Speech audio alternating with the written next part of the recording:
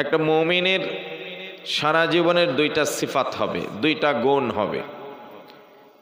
মুমিন হয় শুকরগুজার হবে, না হয় সবর করনেওয়ালা হবে। শুকর এবং সবর, শুকর মানে শুকরিয়া আদায় করা, কৃতজ্ঞতা আদায় করা, আর সবর মানে ধৈর্য ধারণ করা।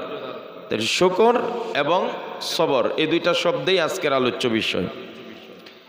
একটা কথা মনে রাখবেন, পৃথিবীতে মানুষকে আল্লাহ পাক পাঠিয়েছেন, এই পৃথিবীটা না আপনাকে পরিপূর্ণ সুখের ঠিকানা, আবার পরিপূর্ণ দুঃখের ঠিকানাও নয়।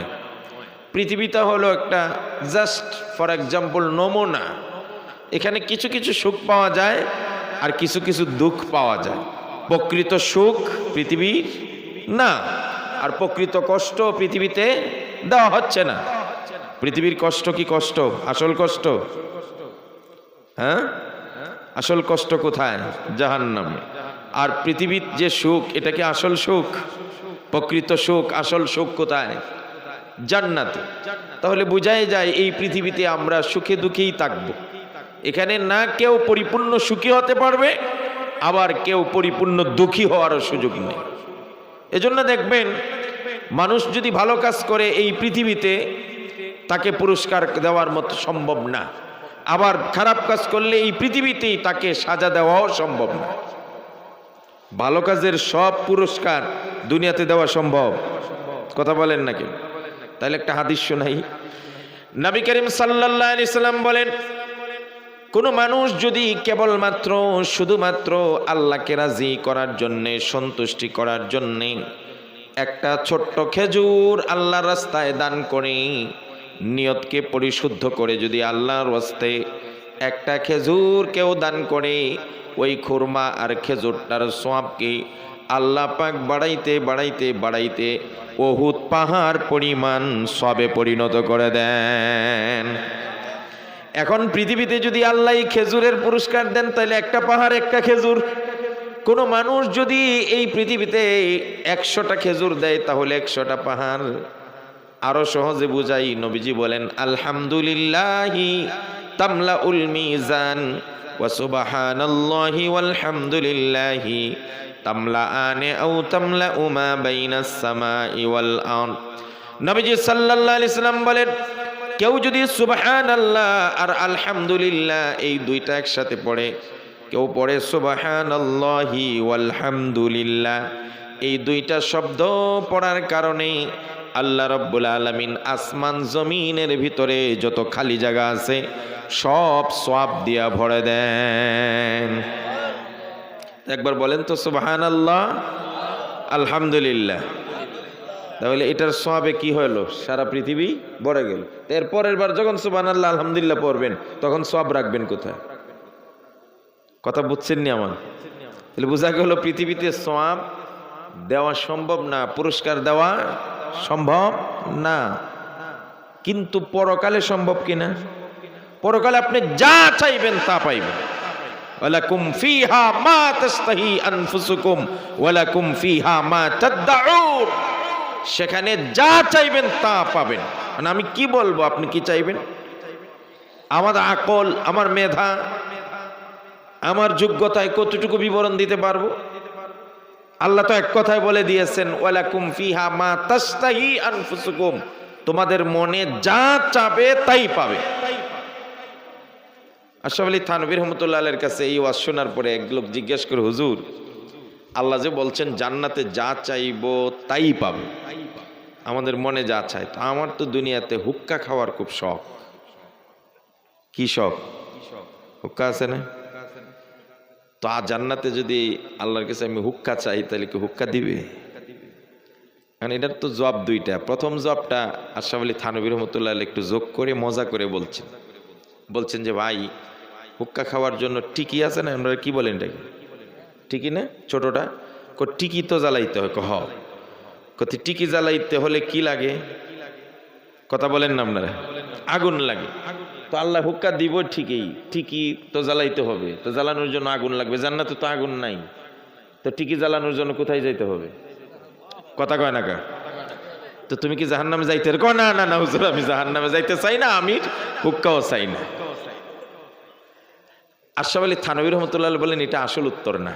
আসল উত্তর হলো জান্নাত এমন পবিত্র স্থান, সেখানে কোনো নাপাক দুর্গন্ধযুক্ত কোনো জিনিস মনে চাবেই না। সুবহানাল্লাহ।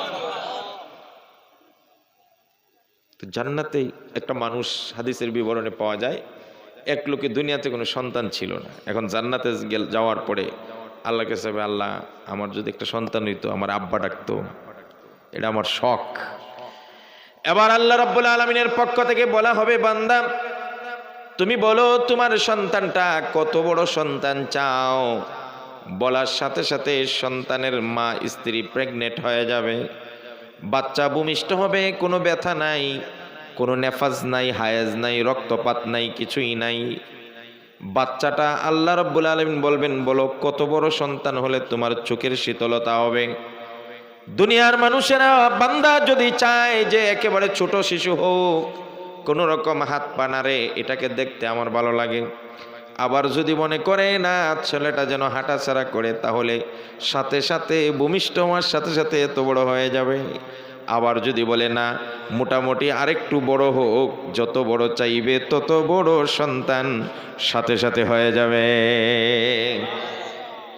ওখানে হলো আসল সুখ। এই জন্যই তো জান্নাতে কোনো বুড়া লোক যাবে না। বুড়া মানুষ, এ বুড়া মানুষ জান্নাতের কোনো কাম আছে? জান্নাত তো খালি এনজয় করা, ভোগ করা। তো ভোগ করতে হলে শক্তি দরকার আছে না? পাকস্থলী ঠিকঠাক থাকতে হবে, কথা কয় না কা?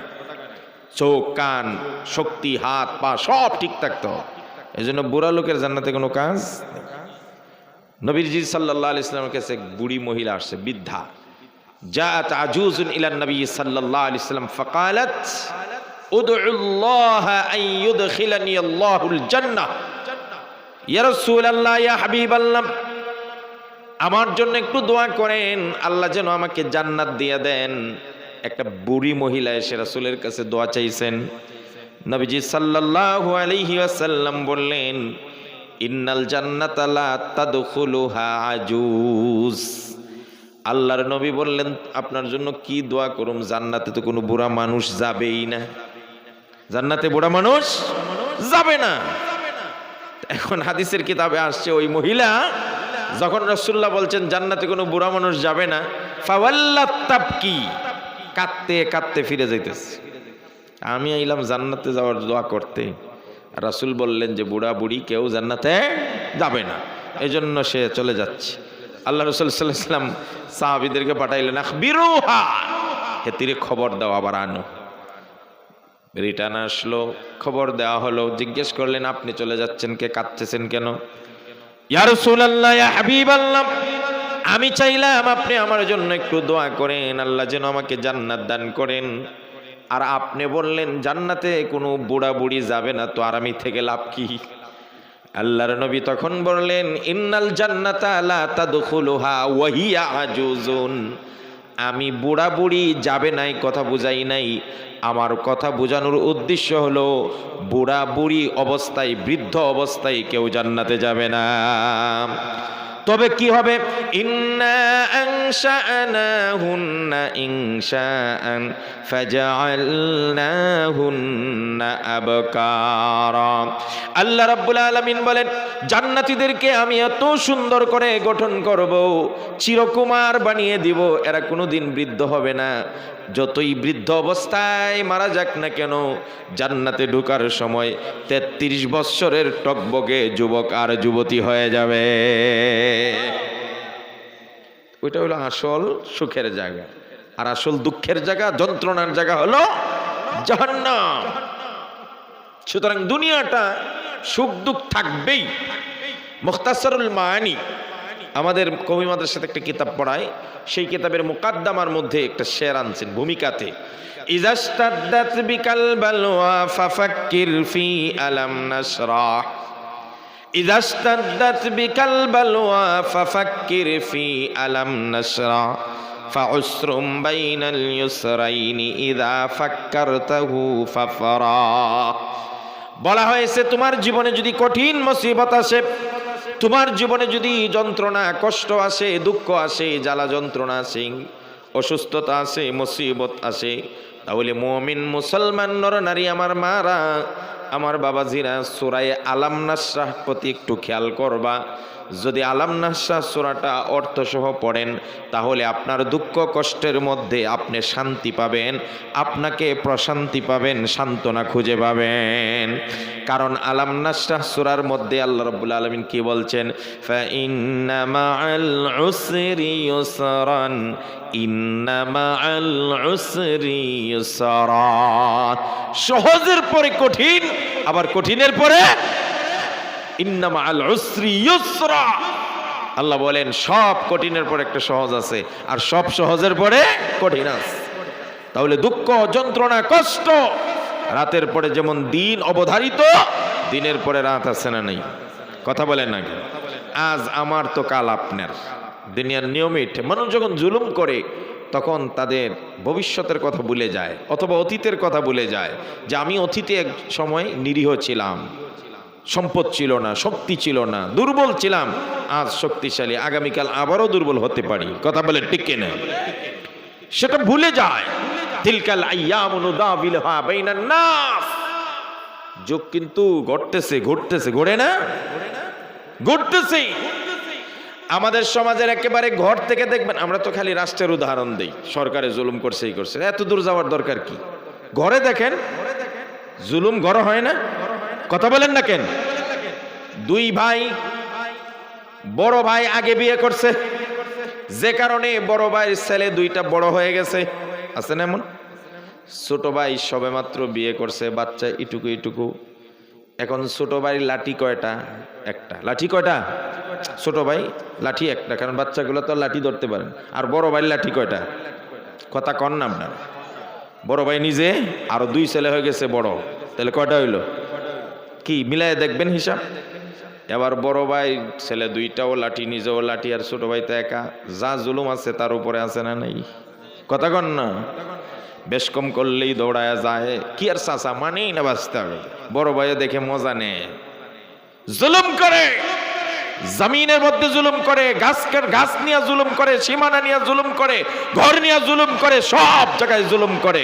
কিন্তু সেইটা বুঝে না, বড় ভাই আজকে আপনার লাঠি তিনটা, পোলা দুইটা বড় হয়েছে, আপনিও বড় আছেন, আর ওই ব্লুকের ছোট ভাইয়ের লাঠি নাই, ছোট বাচ্চা। এমন একদিন আসবে আপনি হয়ে যাবেন বুড়া, আপনার ছেলেরাও হয়ে যাবে বুড়া, তখন তার ছেলেরা হবে বড়, তখন তার লাঠির সংখ্যা বেড়ে যাবে। কথা বলে ঠিক কি নেই? তিলকাল আইয়ামু নুদাবিলুহা বাইনান নাস। সময় ঘুরতেছে, আবর্তন হচ্ছে, আজ আপনার তো কাল আমার। এই জন্য রাসূলুল্লাহ সাল্লাল্লাহু আলাইহি ওয়াসাল্লাম বলছেন, ইত্তাকু দাওয়াতাল মাজলুম। মাজলুমের বদদুয়া থেকে নিজেদের সেভ করো। ফাইন্নাহু লাইসা বাইনাহা ওয়া বাইনাল্লাহি হিজাব। কারণ মাজলুমের বদদুয়া আর আল্লাহর আরশের মাঝখানে কোনো পর্দা থাকে না, পার্টিশন থাকে না। এই জন্য জুলুম করা যাবে। আল্লাহ পাক নিজে বলছেন, ইন্নী হারামতু আলা নাফসি আয-যুলমা ওয়া ইবাদি। আমি আল্লাহ নিজেই তো আমার উপর জুলুমকে হারাম করে দিয়েছি। সুবহানাল্লাহ। কোন আল্লাহ নিজের উপর জুলুমকে কি করছেন? এই জন্য কোরআনে সব জায়গায় দেখবেন আল্লাহ পাক বলেন, ওয়াত্তাকু ইয়াওমান তুরজাউনা ফীহি ইলাল্লাহ সুম্মা তুওয়াফা কুল্লু নাফসিম মা কাসাবাত ওয়া হুম লা ইউজলামুন। কারো প্রতি কোনো জুলুম করা হবে না। এই জন্য দুঃখ কষ্টেরই জীবন। দুঃখ কষ্ট আছে না নেই? কথা বলেন না, আছে না নেই? আল্লাহ রাব্বুল আলামিন মুমিন বান্দা বান্দীদেরকে ডাক দিয়ে বলেন, ওয়ালা নাবলুওয়ান্নাকুম বিশাইইম মিনাল খাউফ। উঠেন কে? না, উঠে যাবেন, বসেন। এখানে আসা যাবে কিন্তু যাওয়া যাবে না। কথা বলেন। আসার জন্য কোনো অনুমতি নাই, কিন্তু যাওয়ার জন্য অনুমতি আছে না নেই? কারণ এটা দিনই আলোচনা, যেটা রাজনৈতিক আলোচনা, গান বাজনা, যেমন চাইলে আসলাম, মন চাইলে গেলাম না। এটা দিনের আলোচনা, এখানে ক্লাস চলতেছে, আমি কিন্তু ক্লাস করাচ্ছি। কথা বলেন। সুতরাং এখান থেকে যাওয়ার আগে মাস্ট বি আমার অনুমতি লাগবে। আল্লাহ রাব্বুল আলামিন বলছেন, ওয়ালা নাবলুওয়ান্নাকুম, অবশ্যই আমি পরীক্ষা করব মুমিন। আরে মিয়া, অনেক হতাশা আসে, হতাশার থেকে মানুষ ঈমান হারা হয় না? বেশি কষ্ট পাইতে পাইতে আল্লাহর প্রতি নারাজ হয়ে যায়। আল্লাহ আর কেউরে দেখলো না, খালি আমারই সব কষ্ট। এই যে কথাগুলা, এগুলা ঈমান চলে যায়। এই জন্য আমি তাসাল্লি দিচ্ছি, আপনাকে সান্ত্বনা দিচ্ছি। কষ্ট দুঃখ এই জীবন এটা আরামের জায়গা নয়। আর দুনিয়া সিজনুল মুমিন ওয়া জান্নাতুল কাফির, দুনিয়া হলো মুমিনের জেলখানা। জেলখানা কি মানুষ কি আরাম করার জন্য যায়? তা আল্লাহ তো পাঠাইছে আপনাকে জেলখানা, এখানে তো আপনি ফাইট করতে হবে, সংগ্রাম করে বেঁচে থাকতে হবে। এখানে আপনি হতাশ হবেন কেন? হতাশ যেন আপনাকে গ্রাস না করে। আল্লাহ বলছেন ওয়ালা নাবলুয়ান্নাকুম, অবশ্যই নিঃসন্দেহে আমি পরীক্ষা করব তোমাদেরকে। আপনি ঈমান আনছেন আর ঈমানের উপর পরীক্ষা হবে না, এটা তো হতেই পারে না। ঈমানের পরীক্ষা আপনাকে দিতেই হবে। সাহাবায়ে কেরাম ঈমানের কঠিন থেকে কঠিন পরীক্ষা দিয়েছেন। আপনি ইতিহাস পড়েন, আর আমরা তো মুফত ঈমানদার, বাবা মুসলিম মাও মুসলিম, আমি একবার ওটু মুসলিম। কথা কন না কেন? ঈমানের জন্য কি ন্যূনতম কোনো মেহনত আছে আমাদের? কোনো পরীক্ষা দিতে হয়েছে? কোনো কঠিন সমস্যায় পড়তে হয়েছে? বাড়ি ছাড়তে হয়েছে, ঘর ছাড়তে হয়েছে, সন্তান ছাড়তে হয়েছে, সমাজ থেকে বিচ্যুত হতে হয়েছে, রাষ্ট্রীয়ভাবে আমার উপর ঈমান আনার কারণে জুলুম করা হয়েছে। যেই জিনিস সহজে পাওয়া যায় এই জিনিসের কদর থাকে, আর কষ্ট করে যেটা অর্জন হয় এটার কদর থাকে। আমি এক্সাম্পল দিই, হুজুররা আছেন তো দেখেন, ইমাম সাহেবের বেতন ধরেন 15-20 হাজার বা 10 হাজার, তো মাস শেষে বেতনটা পায় 10 হাজার, এটা খরচ করতে কষ্ট লাগে, লাগেনি? কথা কয় না কেন? বা স্কুলে যারা মাস্টারি করে মাস শেষে বেতন কত? 10 হাজার। এই 10 হাজার টাকা কি ফা উড়াইবে? 1 মাস কষ্ট করার পরে পাইছে। আরেক জায়গায় গেছে দাওয়াত খাইতে, কথার কথা বললাম কি, ওইখানে দিয়ে দিছে 1000 টাকা, এটা খরচ করতে এত কষ্ট নাই। কথা কয় না কেন? ঠিক না হুজুর? এটা খরচ করতে কষ্ট নেই। যে জিনিস সহজে পাওয়া যায় এটার কদর থাকে না, আর যেটা কষ্ট করে অর্জন করা হয় সেটার কি হয়? কদর থাকে। থাকেনি? মুরব্বীরা বলেন। তো আমাদের ঈমানের পিছনে কোনো কষ্ট নাই, এই জন্য আমাদের ঈমান আসলো না গেল আমাদের খবর নাই। আমরা তো খেলা নিয়ে মত্ত, আমরা তো সিনেমা নিয়ে পাগল, আমরা তো নাটক নিয়ে ব্যস্ত, আমরা তো বস্তা পচা রাজনীতি নিয়ে ব্যস্ত। রাগ করছেন কি? আপনি কি ঈমানের জন্য কোনো একটা দিন নির্বাচন করছেন যে আজকে আমি ঈমানের পিছনে মেহনত করব? ঈমান কারে কয়? আল্লাহ কারে কয়? কিভাবে ঈমান আসে আর কিভাবে ঈমান যায়? ঈমান ভঙ্গের কারণ কি? কোনোদিন কি আপনি ফিকির করছেন? আপনি কি মনে করছেন এই ঈমান নিয়ে আপনি জান্নাতে চলে যাবেন? আপনার ঈমানের উপর কোনো পরীক্ষা দিতে হবে না? হ্যাঁ, লাল গালিচা বিছায় রাখছে জান্নাতে যাওয়ার জন্য না?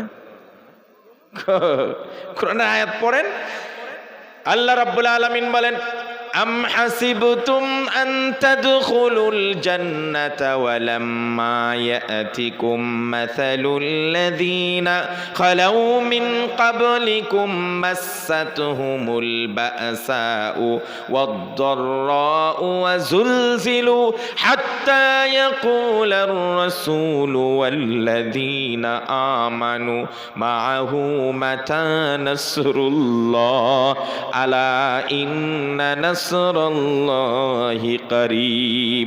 আল্লাহ রাব্বুল আলামিন দুনিয়ার সমস্ত মুমিনদের ডাক দিয়া বলেন, আম হাসিবতুম, তোমরা কি মনে করেছো, আন তাদখুলুল জান্নাহ, একবারে সোজা জান্নাতে চলে যাবে, ওয়ালাম্মা ইয়াতিকুম মাসালুল লাযিনা খালাউ মিন ক্বাবলিকুম, অথচ নবীদের উপর যে ঈমানের পরীক্ষা গেছে, সাহাবীদের উপর যে ঈমানের কঠিন পরীক্ষা গেছে, এমন কোন পরীক্ষার সম্মুখীন না হয়েই তুমি জান্নাতে চলে যাবে, এটা কল্পনা হতে পারে, বাস্তবতার সাথে মিল নাই।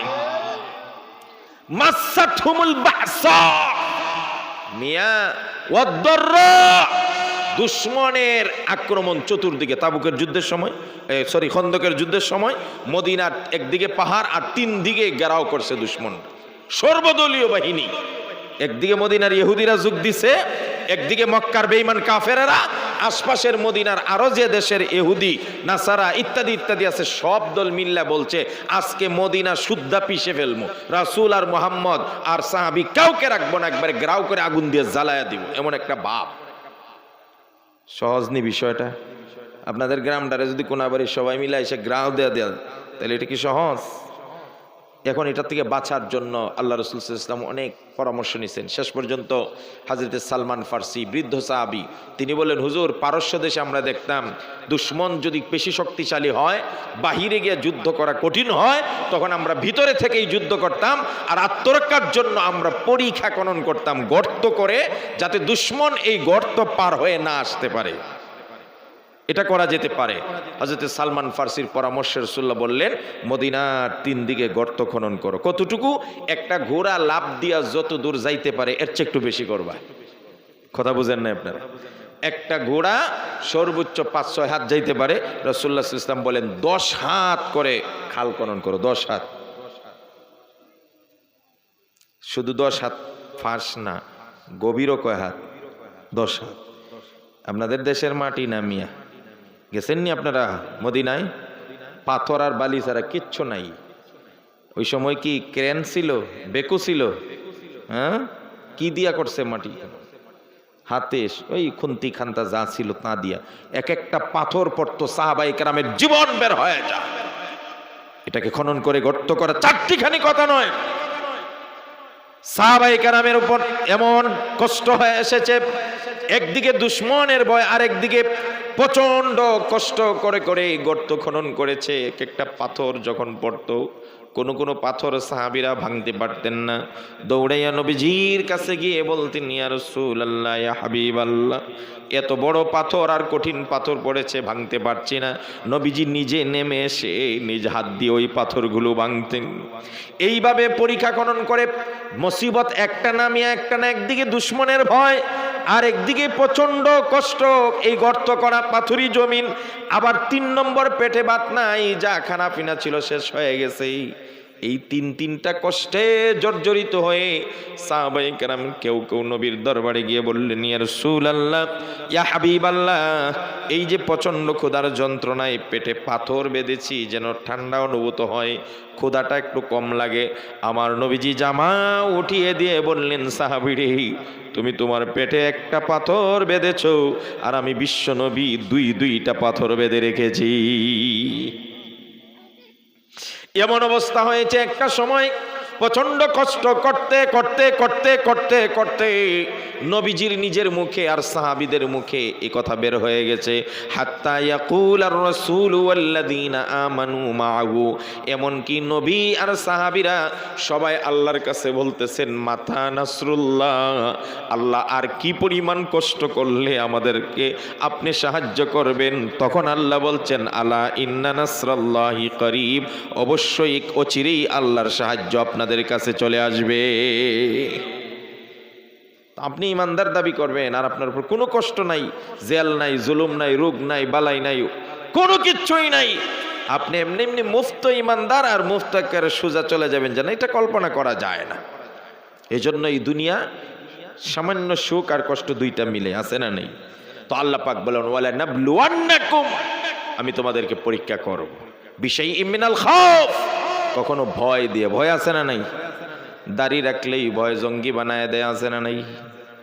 হ্যাঁ রে মেয়ে, আমাদেরকে নতুন করে আর জঙ্গি কি বানাবে? আমরা এই দেশ শুনতে শুনতে ইজি হয়ে গেছে, কথা কয় না? নতুন করে যদি আমাদেরকে আবার জঙ্গি বানানোর কথা বলে, এগুলা আমরা পাত্তা দেই না। বুঝেননি আপনি আমার কথা? আমরা তো কত জঙ্গি শুনছি, মৌলবাদী শুনছি, কত কিছু শুনছি। ভয়, দাড়ি রাখলেই রেবে কয় এটার জঙ্গির মামলা দাও। কত যুবক দেখেছি, এই যে গত সেশনে দাড়ি কেটে ফেলছে, হুজুর দাড়ি রাখলেই ধরে নিয়ে জঙ্গির মামলা দেয়া দেয়। তাহলে নবীর ইমান আর উম্মতের ইমান যেন সমান না, সাধারণ পাবলিকের ইমান আর আলেমদের ইমান সমান না। খোদার কসম, কত মানুষ